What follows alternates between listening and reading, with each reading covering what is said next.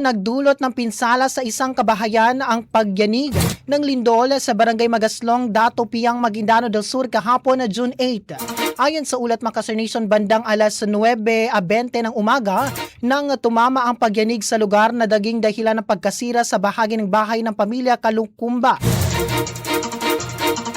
o Kalukamba.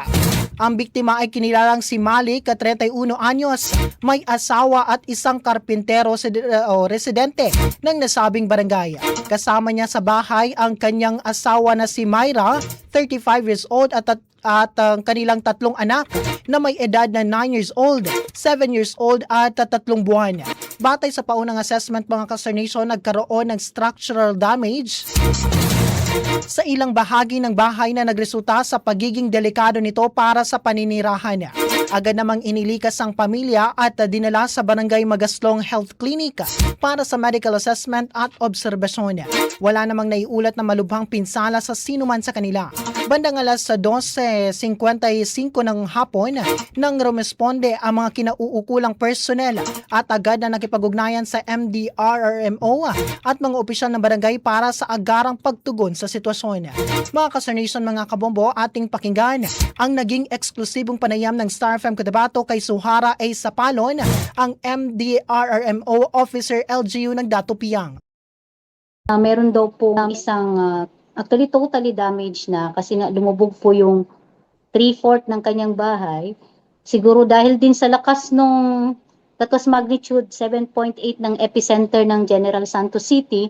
But ang ramdam po namin sa Dato Piang is intensity 6. Siguro nga kasi ang ating area sa Dato Piang is makukonsider namin liquefaction eh. Masyadong malambot yung nasa ilalim. So kung hindi po siya ganun nga katibay, din siguro yung structure talagang bibigay po siya, sir. So nag-assess po kami agad doon po sa affected na family. Alhamdulillah, dahil siguro doon sa mga drill na experience din na aming community or nakakandak ng LGU sa aming komunidad, hindi lang sa school, nakatakbo po sila, nakalabas sila agad ng bahay bago bumagsak po yung kanilang bahay. So wala naman po tayong casualty. Meron po bang damages in general po sa Dato Piang maliban po doon sa bahay ma'am na nasira? So far, sir, yun lang po yung totally as in damage. The rest po is minor cracks or hairline na cracks yung madami-dami. But that was nung na-trigger lang siya, lalo na doon sa aming rural health unit, reported na previously pa nung 2019 na lindol, nag-intensity 4 to 5 kami. So, nag-widen na lang yung mga cracks dati.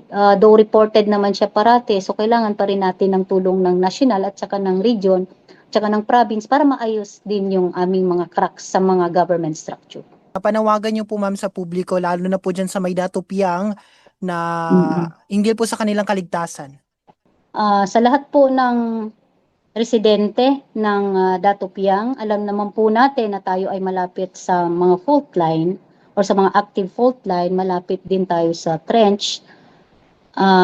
Nasa tubig pa tayo. Ang tanging solusyon lang nito is preparedness at lagi tayong handa, dapat. At saka lagi tayong alerto.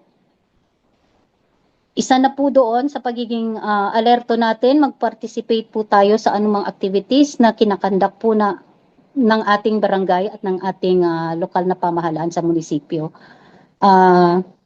Ito po kasi is natural calamity, natural na pangyayari, hindi na po natin ito maiiwasan kasi po si earthquake, alam na po natin na wala po siyang early warning.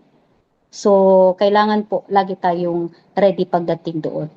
So, yun lang po ang kaya naming sa aming mamamayan sa Dato Piang.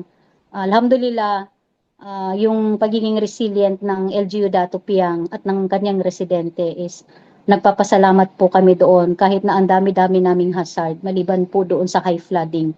Meron pa po tayong earthquake, meron pa po tayong drought, meron pa po tayong armed conflict, meron pa po tayong fire.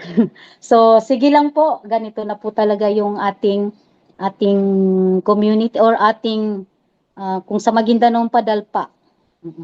So Dalpano Datupiang na magagabunlangon no community for as long as magtutulungan po tayo at lagi tayong prepared sa anumang calamity na darating. At yan po ang naging eksklusibong panayam ng Star FM Cotabato kay Suhara A. Sapalon, ang MDRRMO officer ng LGU Datupiang.